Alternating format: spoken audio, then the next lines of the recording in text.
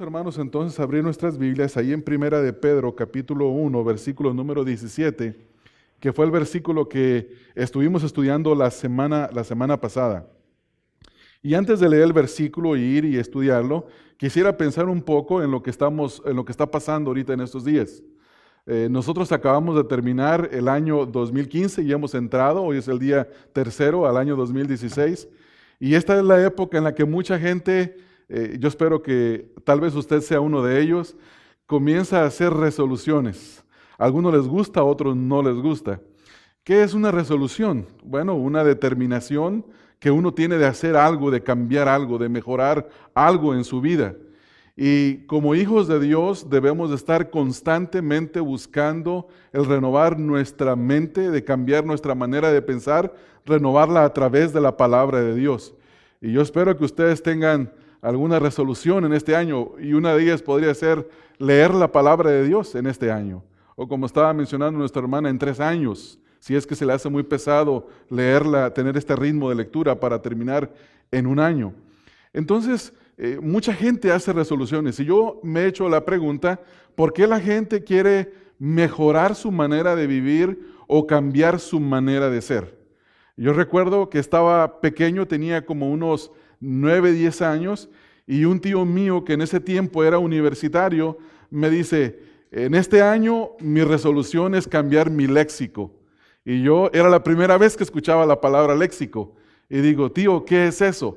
Dice, pues mi vocabulario.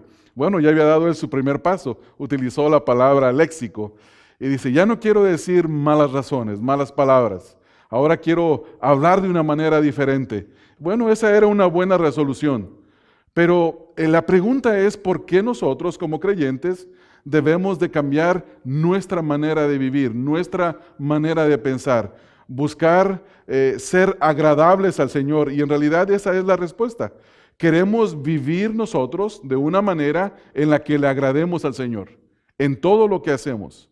Y yo creo que creyentes y no creyentes, en alguna forma ese deseo que está en el corazón de querer ser mejores, de querer ser diferentes, es algo que Dios ha puesto en nosotros en el corazón, el sentido de que un día nosotros le vamos a dar cuentas a Dios. Esta vida que Dios nos ha dado es una vida que Dios nos la ha dado para que la administremos, para que vivamos de la manera, no como a nosotros nos parece mejor, sino de una manera en la que a Dios le agrada. Y eso es lo que vamos a ver en esta mañana, hermanos. Vamos al versículo número 17. Vamos a este versículo número 17. Ustedes pueden ver ahí que llegamos a esta sección que comienza en el versículo número 13, que tiene que ver con la idea de que ya que hemos sido salvados, ahora debemos de vivir de una manera diferente. Y mencionábamos en esta serie de estudios que le titulamos Nueva Vida, Nueva Manera de Vivir. Y en los versículos número 13 al versículo número 16 aprendimos que teníamos que cambiar nuestra manera de pensar, que deberíamos de conformarnos a los deseos de Dios y no a los deseos de la carne, que debíamos de ser santos porque el Señor es santo. Y luego en el versículo número 17 se nos da una exhortación. Y la semana pasada vimos este versículo de la siguiente manera. Dijimos que había un principio y una aplicación. El principio que encontramos en este versículo es que Dios es tanto Padre como juez.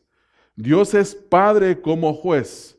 Y que la aplicación es lo que dice el mismo versículo. Note que dice el versículo ahí, en el versículo 17, dice, si invocáis por Padre a aquel que sin acepción de personas juzga según la obra de cada uno, y luego la aplicación sería esta, si Dios nos va a juzgar a nosotros, ¿qué nos debe de mover a hacer esto? Dice el versículo ahí, conducíos en temor todo el tiempo de vuestra peregrinación.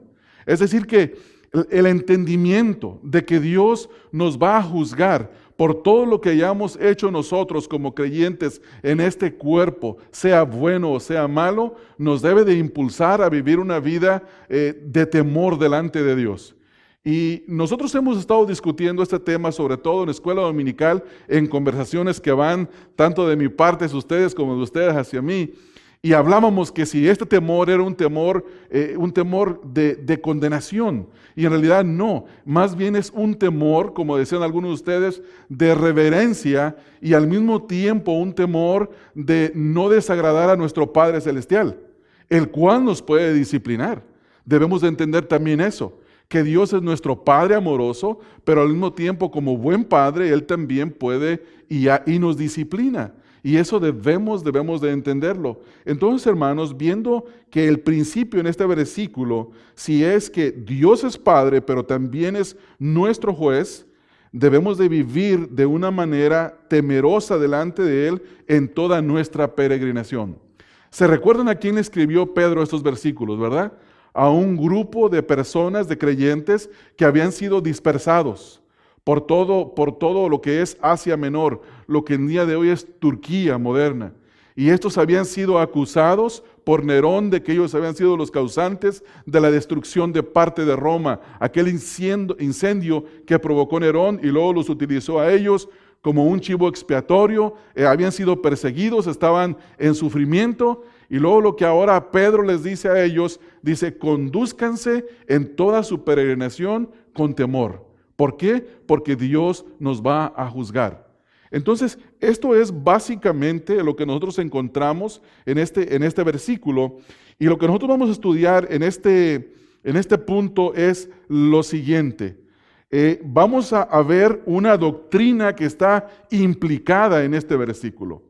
A veces leemos la Biblia y hay versículos que son muy explícitos, que nosotros vamos a ver que la doctrina del juicio de Cristo para los creyentes o el juicio de las recompensas es una doctrina bíblica.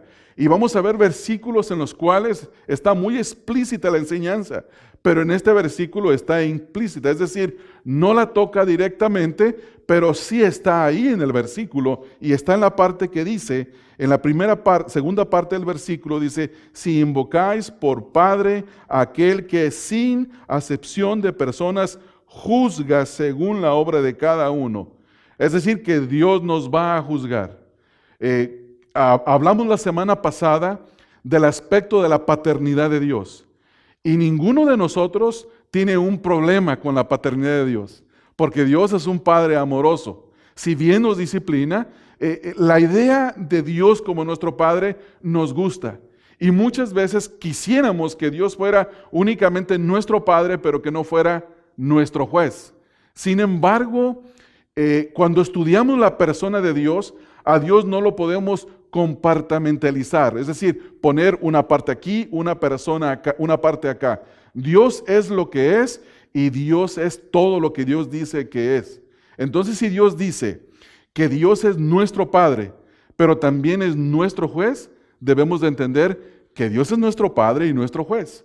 Ahora, muchas veces nosotros decimos, pero eso no tiene sentido, porque nuestros padres terrenales nos ven a nosotros y nos miman, nos cuidan, nos proveen, nos dan todo lo que necesitamos, y algunos son muy permisivos, dejan a sus hijos sin darles disciplina, y creemos muchas veces que Dios es así. Pero debemos de entender, hermanos, que Dios no cambia. Dios es inmutable. Y déjenme ilustrarlo de la siguiente manera. Cuando nosotros decimos que una persona que no cree en el Señor Jesucristo va a pasar la eternidad separado de la presencia de Dios, eso es verdad. Pero al mismo tiempo sabemos nosotros que esa persona que sea condenada en el infierno por la eternidad, la ira de Dios estará ahí, administrando el juicio en el infierno. En las caricaturas, en las películas, uno encuentra que el diablo es el que administra el castigo en el infierno. No, el infierno se hizo para el diablo y para todos aquellos que no creen en el Señor Jesucristo.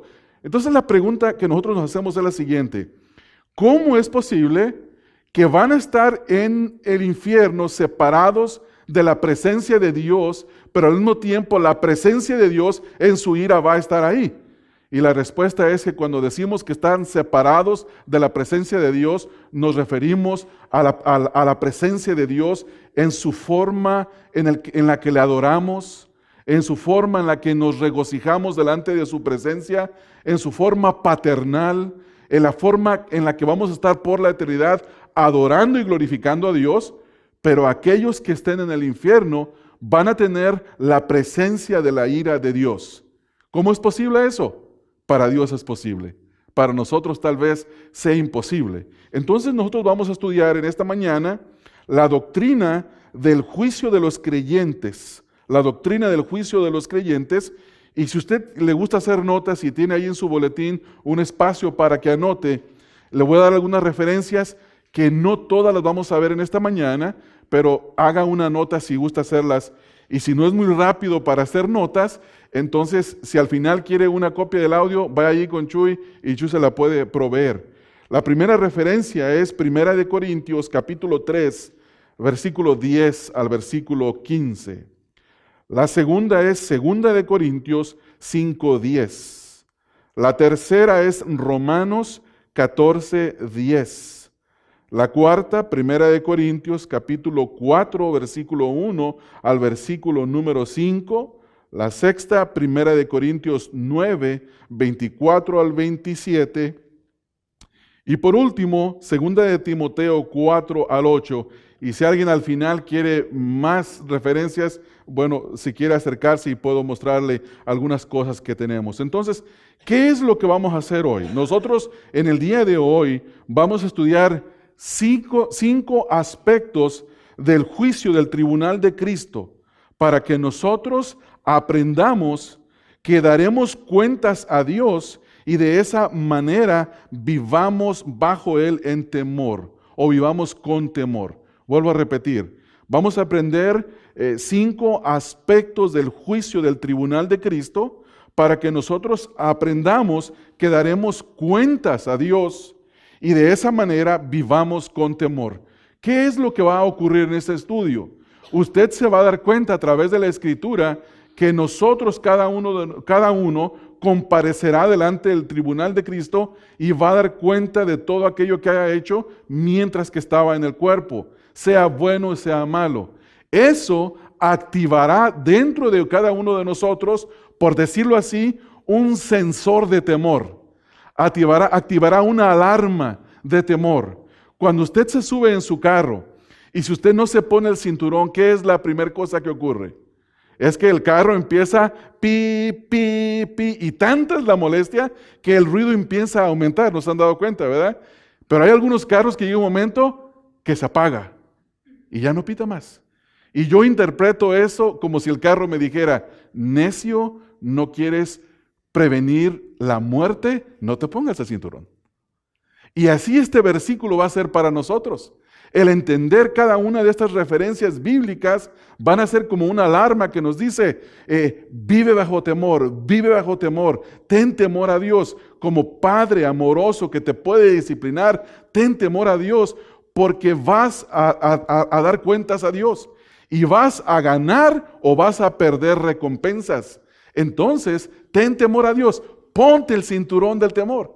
Y ya si uno no se lo quiere poner después de esta enseñanza, bueno, entonces estaremos actuando como personas que no son prudentes. Y esto es lo que va a ocurrir en esta mañana. Primer punto, hermanos.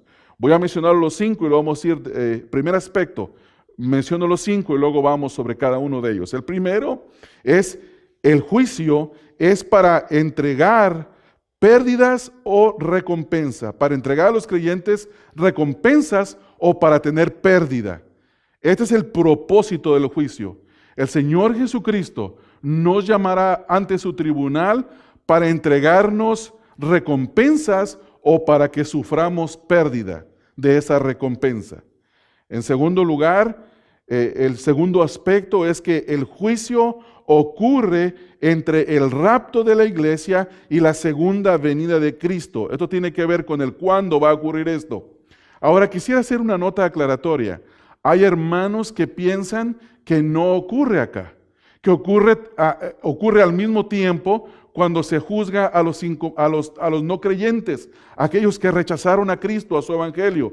Pero yo quisiera decir, hermanos, que yo no voy a detener mucho en este punto, a debatir el lugar del tiempo, porque podemos llegar a creer diferente en cuanto a este punto. Lo que ninguno de nosotros debe de dudar es que este juicio va a ocurrir. El juicio va a ocurrir. El cuándo, si es entre después del arrebatamiento y después de la segunda venida de Cristo, o si es antes del reino milenial o después del reino milenial. Bueno, puede haber una diferencia. Personalmente pienso en que este juicio ocurre después del arrebatamiento de la iglesia y antes de la segunda venida de Cristo, pero eso lo vamos a dejar para otra ocasión. Número 3, el tercer aspecto, el juicio se realizará ante el tribunal de Cristo. Esto tiene que ver con el lugar donde se va a celebrar. Será en la presencia del Señor, frente al tribunal del Señor Jesucristo.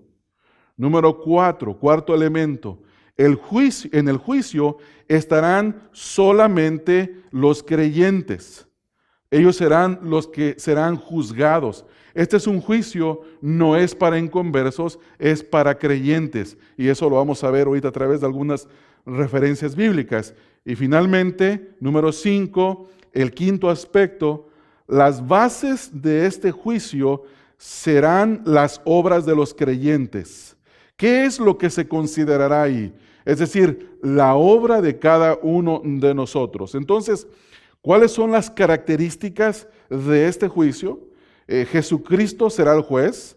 Pablo habla, por ejemplo, en algunas escrituras, de que Cristo Jesús, que ha de venir en su reino, juzgará a los vivos y a los muertos. Es una referencia de 2 de Timoteo 4:1. Pedro dice que Jesucristo ha sido nombrado por Dios como juez de vivos y muertos, de acuerdo a Hechos 10, capítulo 10, versículo número 42, y así de esta manera diferentes escrituras. Entonces, hermanos, necesitamos de entender esto. Primer aspecto, y antes de dar comienzo al primer aspecto, quiero que vayamos a una referencia bíblica que está en Juan capítulo número 5, en el versículo número 24, para hacer una aclaración.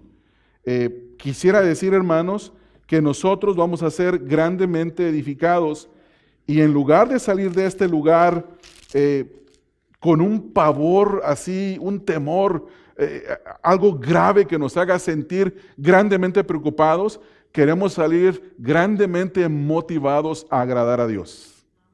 Grandemente motivados para agradar a Dios. Ese es nuestro objetivo. Note lo que dice Juan capítulo 5 en el versículo número 24 y después vamos a ir a Romanos capítulo 8 en el versículo número 9. Este versículo nos aclara que nos enfatiza de que una vez que una persona cree en el Señor Jesucristo, ya no está bajo la condenación.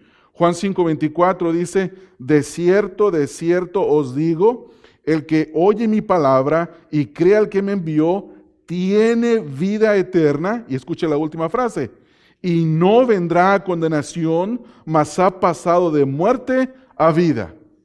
Este versículo nos enseña y nos ayuda a entender que una persona que ha creído en Cristo no vendrá a condenación, no será condenado. Entonces, el juicio del tribunal de Cristo no es para condenación.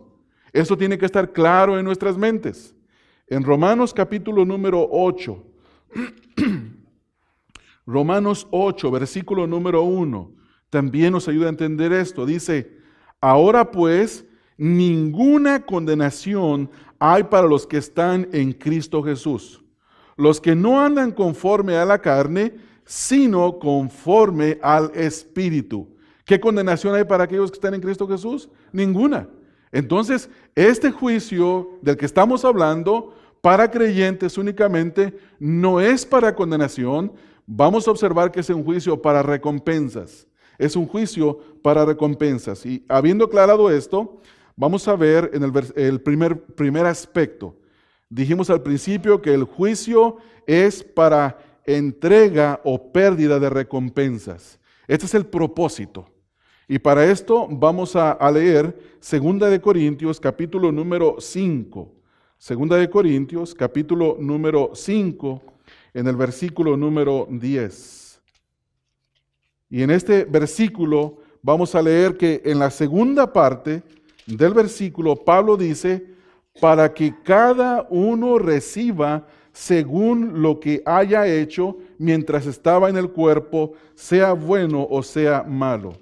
Vayan por favor conmigo, hermanos, esta referencia, para que juntos la podamos leer y podamos nosotros tener poco a poco entendimiento de este tema. Mi propósito, hermanos, no es que corramos con el tema, sino que lo veamos con detenimiento. Dice, porque es necesario que todos nosotros comparezcamos ante el tribunal de Cristo. Y luego ahí nos dice el propósito. ¿Por qué debemos de estar frente al tribunal de Cristo? Y la razón que nos da Pablo es la siguiente. Dice, para que cada uno, es decir, cada creyente, independientemente, no es por grupo. Esta iglesia no va a ser juzgada por grupo. Unos tuvieron muchas más buenas obras, pues hay que repartirles un poquito a los que no tuvieron. No hay recompensa, ¿para qué hay una recompensa equitativa? No, cada quien va a estar delante del Señor Jesucristo individualmente. Dice el versículo, note lo siguiente, para que cada uno, y aquí dice, reciba según lo que haya hecho mientras estaba en el cuerpo, sea bueno o sea malo. Ahora, antes de entrar a explicar ese texto, tenemos que entender que un versículo debe ser interpretado con toda la palabra de Dios. La palabra de Dios se interpreta a sí misma. Porque cuando leemos el versículo número 10, el final, la última frase que dice, sea bueno o sea malo, inmediatamente viene a nuestra mente nuestros pecados. Pero tenemos que entender que Cristo ha tratado con nuestros pecados una vez y para siempre. Ya no hay condenación por causa de los pecados. No hay disciplina. La Biblia nos habla que cuando una persona come y bebe de la cena del Señor indignamente, puede caer en enfermedad. Con esto no quiero decir que todas las enfermedades son un resultado de pecado. Nunca podemos decir eso. Pero Dios puede que un creyente caiga en una enfermedad por causa de su desobediencia. También dice la Escritura que otros están debilitados, es decir, no tienen deseo ni siquiera de vivir la vida cristiana, pero es por causa de la desobediencia. Y también Pablo dice que otros han muerto por causa de desobediencia. Esto quiere decir que hay pecado que nos puede llevar a la muerte por causa de la desobediencia. En este versículo no estamos tratando de esto. Las palabras que vemos al final, sea bueno o sea malo, no tiene que ver algo que tiene connotación moral, sino que tiene que ver con lo que dice el apóstol Pablo en 1 Corintios, y ahorita vamos a ir ahí en este momento. ¿Qué es lo que vemos en este versículo entonces, en esta frase? Aquí se describe el elemento esencial de la motivación que cada creyente debe de tener. Cada creyente debe de tener una motivación de agradar a Dios. ¿Por qué? Porque vamos a comparecer delante del tribunal de Cristo. Hermanos, ustedes se han dado cuenta que cuando le dice a su hijo, si tú no obedeces esto, estas son las consecuencias. ¿Y de qué nos sirve, hermanos, una advertencia? Sirve de motivación al muchachito, a la niña, para que no hagan aquello que se les ha mandado, que no hagan o que haga aquello que se le mandó a hacer. De la misma manera, Dios, como nuestro Padre, nos está dando en este versículo una motivación para que nosotros busquemos el alabarle, el darle gloria, busquemos el obedecerle. El hecho de saber, hermanos, que vamos a comparecer delante del tribunal de Cristo, hará que nosotros hagamos algunas cosas y dejemos de hacer otras, en vista a lo que viene en el futuro. En vista a lo que viene en el futuro. Delante de los ojos del Señor, todo lo que cada cristiano haga en su cuerpo temporalmente tiene repercusiones en la eternidad, hermanos. Sea bueno o sea malo, dice el versículo. Estos términos, aquí lo que vamos a ver en cuanto a bueno o malo, no tiene nada que ver con el sentido moral. Todo lo relacionado al pecado ha quedado resuelto ya, como lo mencioné, en la cruz de Cristo. Aquí Pablo más bien trata de establecer una comparación entre las actividades de valor eterno y todas las que son triviales. Voy a poner un ejemplo. ¿Se recuerdan ustedes lo que nos dice la Escritura? Que no nos hagamos tesoros en esta tierra donde la donde el orín y la porrilla corrompen y donde los ladrones entran y roban, sino que nos hagamos tesoros, ¿dónde, hermanos? En los cielos. Entonces, este versículo, si el juicio de Dios es para recompensa a los cielos, este versículo es una motivación para que nosotros hagamos todo lo que le agrada a Dios con el propósito de tener una recompensa en los cielos. No estamos hablando de salvación. La salvación no es por obras, pero sí hay recompensas. Y en estas recompensas tenemos que estar dispuestos a hacer tesoros en los cielos. El punto principal en este versículo es este. Entonces, hermanos, si nosotros hemos visto lo que ya estamos aprendiendo aquí, que este juicio es para entregar recompensa o para que la persona sufra pérdidas, ¿qué es lo que me tiene que motivar a mí a hacer? En vista, en perspectiva de que voy a estar delante del tribunal de Cristo en un día, ¿qué me tiene que motivar a mí a hacer? Me tiene que motivar, hermano, a hacer todo aquello que agrada a los ojos de Dios. Este versículo nos invita a que invirtamos nuestro tiempo y nuestra vida en el Señor. Porque todas aquellas cosas que utilizamos para nuestra propia recreación, con esto no quiero decir que el recrearse sea malo, no es malo ir de vacaciones, no es malo descansar un día, no es malo ver la televisión, el problema es qué ves, el problema es cómo descansas, el problema es qué haces en tu tiempo de descanso. Lo que es malo es olvidarse de servir al Señor. Eso es lo que el Señor evita. Entonces nosotros debemos invertir nuestra vida, hermanos, leyendo la palabra de Dios, orando y trayendo nuestras preocupaciones al Señor, siendo vigilantes. Debemos de invertir nuestra vida predicando el Evangelio de Cristo a otros, teniendo la oportunidad de llevar el Evangelio. Debemos de buscar ser de buen testimonio a las demás personas, porque sabe, hermano, todo mundo nos está viendo, todo mundo, y no nos damos cuenta muchas veces. Perdemos de vista que las personas nos están viendo. ¿No le ha tocado a usted que usted está en un lugar y de repente se le acerca a alguien y le diga, te vi hace rato y te estaba viendo que estabas ahí sentado? Y usted en ese momento piensa, qué bueno que no me vio a hacer nada indecente, porque si no, qué mal testimonio hubiera dado. Yo recuerdo cuando estábamos mi esposa y yo recién casados, teníamos a nuestro hijo Isaac pequeñito, y recuerdo, hermanos, que había en una casa atrás, en la parte de atrás de la casa, rentaba otra pareja joven, y nosotros salíamos casi siempre juntos. Ellos salían al juego de béisbol y nosotros íbamos a la iglesia. Y un día salí primero yo y él venía atrás de mí, el esposo de la señora, y me dice, ¿sabe una cosa? Dice, yo a veces quisiera dejar de vivir como vivo. Digo, porque yo los observo a ustedes que todos los domingos van a la iglesia. Yo no me había dado cuenta que ellos nos veían, hermanos. Yo no me daba cuenta. Dijo, yo voy al juego del béisbol, luego tomamos, mi esposa se pone enojada y regreso a la casa y la tarde es amarga. Y yo me doy cuenta que ustedes vienen de la iglesia y no los veo pelearse. Qué bueno que no nos escuchó peleándonos, ¿verdad? No, es que lo que pasa es que nosotros peleamos en voz baja. No. Lo que quiero decir es que la gente está viendo. Así está la iglesia, hermano. El venir a la iglesia es de bendición para usted. A veces hay personas que me llaman y me dicen, ay, discúlpeme que no fui, como si a mí fuera el que me afectara. No, hermanos, el primer bendecido es usted. Bueno, sí me afecta que usted no venga, le voy a decir en qué sentido. Yo quiero verlo. Yo quiero ser bendecido por su presencia, por las conversaciones, por todo. Entonces, venga a la iglesia. Y cuando venga a la iglesia, participe en la obra del Señor. Adore al Señor, cante, salude a los hermanos, tenga comunión, ofrende. Y muchas veces cuando los hermanos escuchan al pastor decir, ofrende, la primera cosa que dicen, oh, es que lo que le interesa es el dinero. Hermano, si usted entiende la bendición de ofrendar al Señor, la bendición de dar, usted sería más generoso en dar. Seríamos más generosos en hacer tesoros para el reino de los cielos. ¿No es así, hermanos? Necesitamos de pensar también en eso.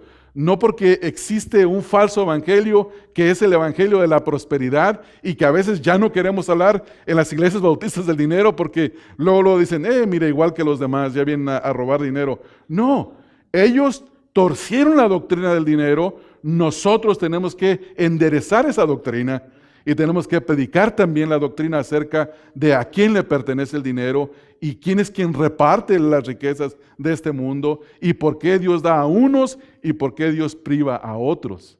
Entonces hay que tener también un entendimiento claro acerca de esto. Entonces, hermanos, en vista de este juicio, nosotros tenemos que tener esta motivación: hacer tesoros en el reino de los cielos. Número 2, segundo aspecto de este juicio.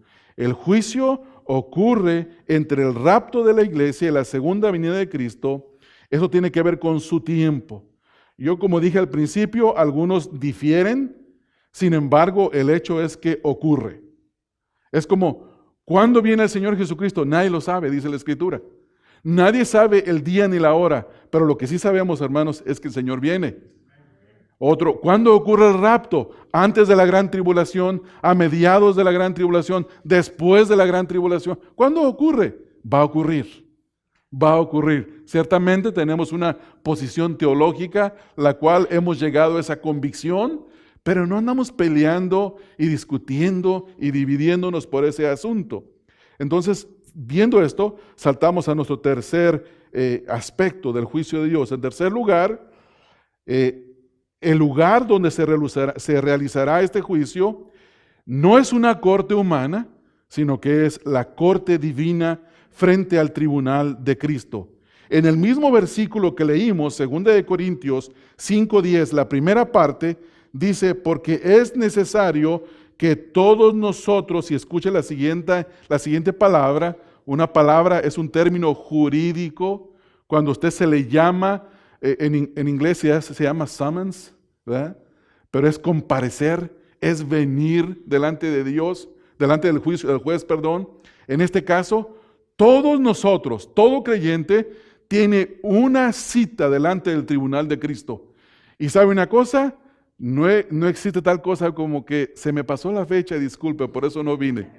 No, hermanos, Dios se va a encargar, Él es el que da la cita y Él se encarga de transportarlo a esa cita. Entonces, nadie se escapa, por eso es un tribunal divino, no humano.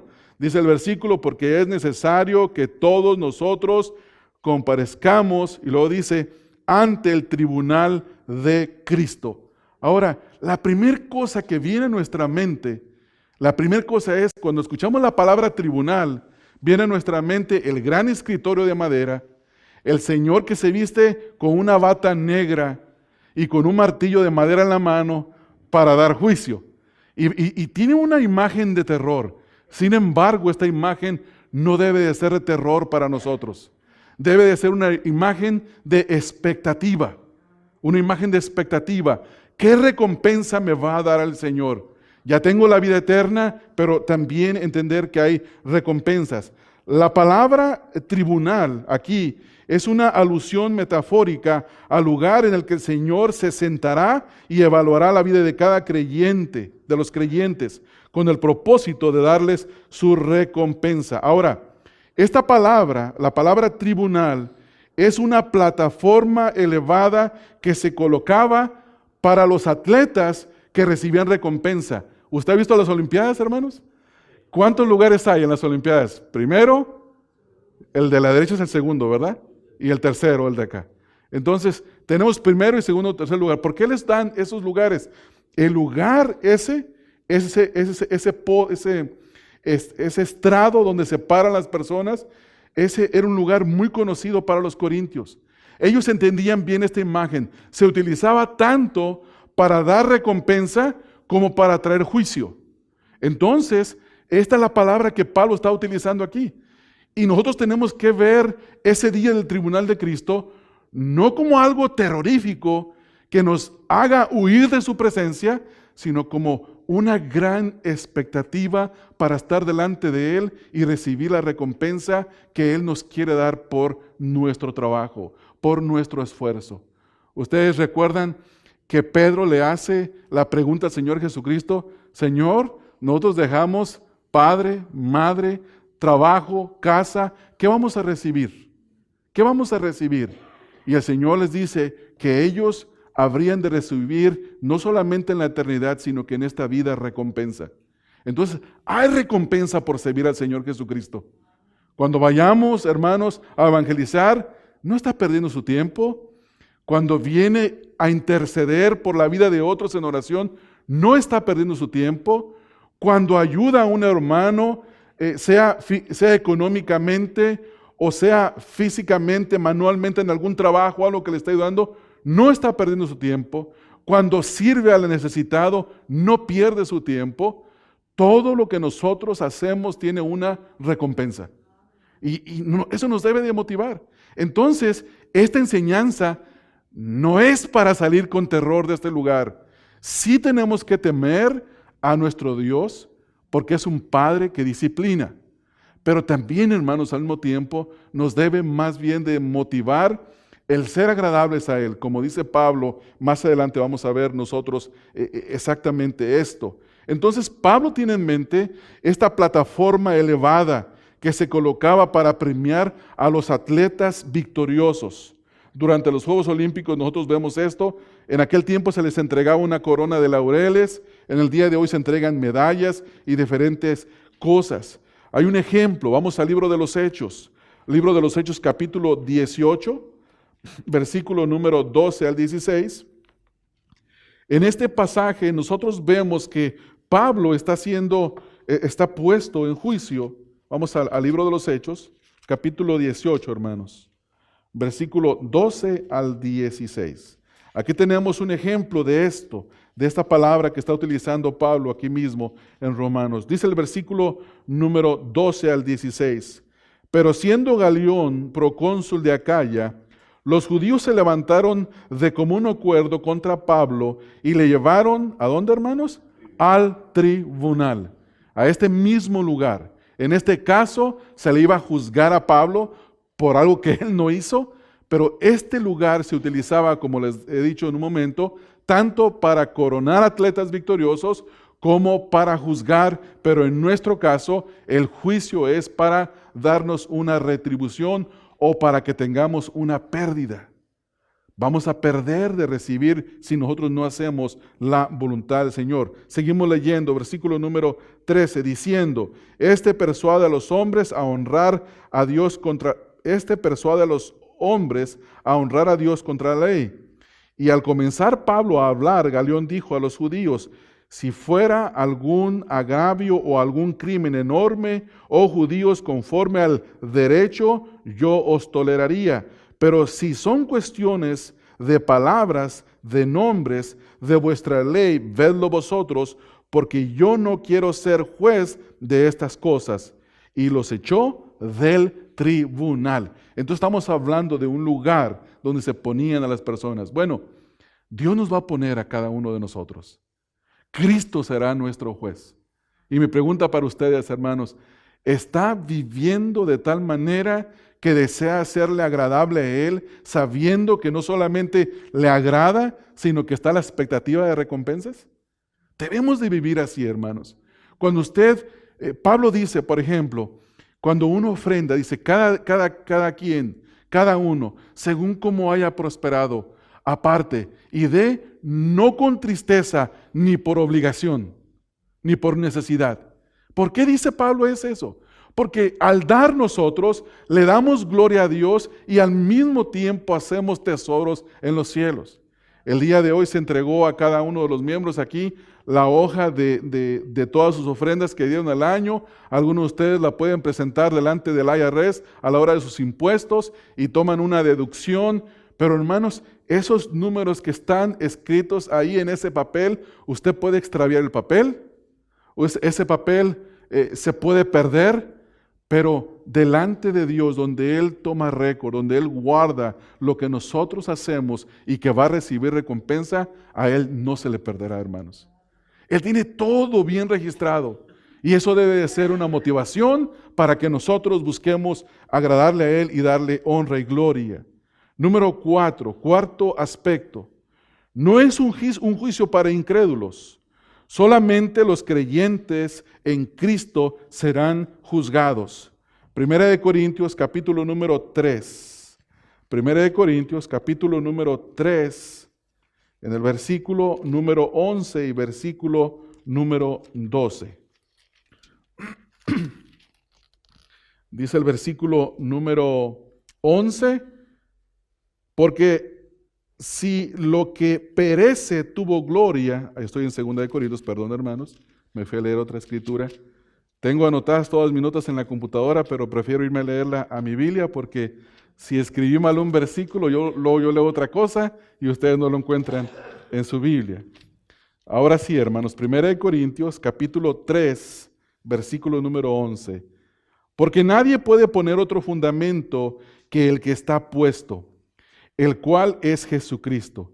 Y si sobre este fundamento alguno edificare oro, plata, piedras preciosas, madera, heno, hojarasca, la obra de cada uno se hará manifiesta, porque el día la declarará, pues por el fuego será revelado, y la obra de cada uno, cual sea el fuego, la probará. Vamos a leer hasta el versículo 15.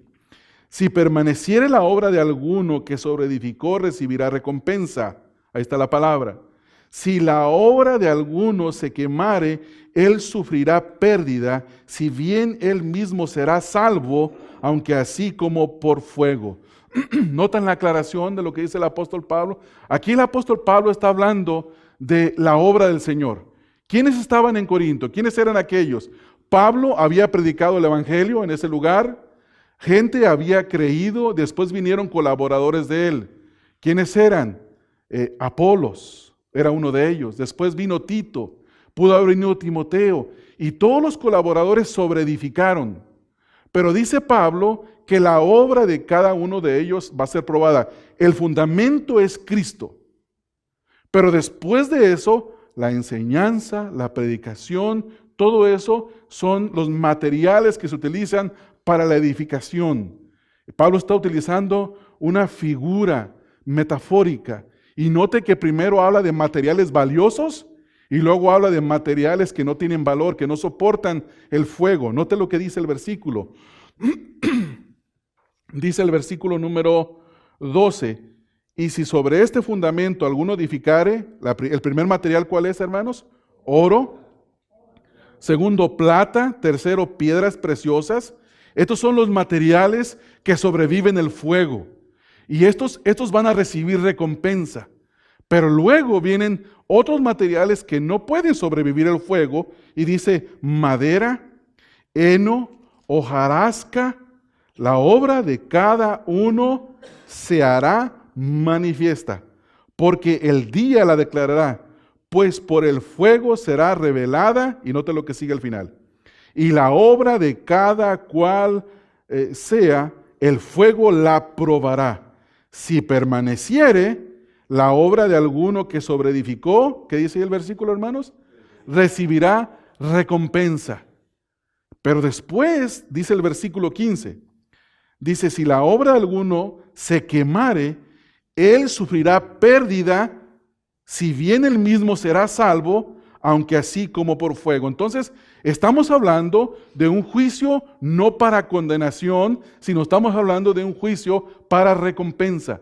Y tenemos que asegurarnos, hermanos, que todo lo que hacemos en la obra del Señor tenga el propósito de que sobreviva la prueba de fuego. Voy a poner, por ejemplo, pensemos en esto.